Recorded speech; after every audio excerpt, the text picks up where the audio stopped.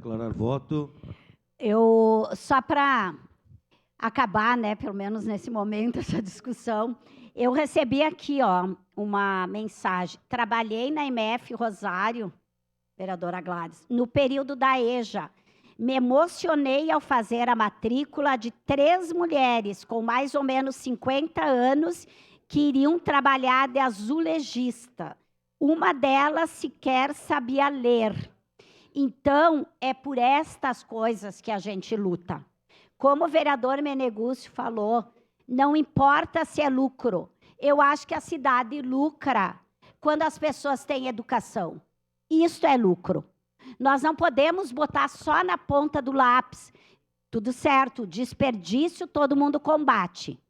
Agora, só pensar em lucro nos cálculos não faz parte da importância de uma cidade do tamanho de Caxias do Sul.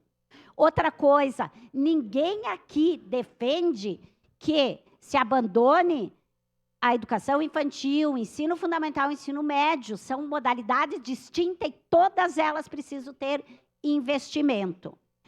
E o nosso pedido de informação é exatamente nesse sentido, que eu espero que a secretária responda no tempo hábil, porque o último pedido que a gente fez para a SMED já tem quase 3 meses e não veio retorno.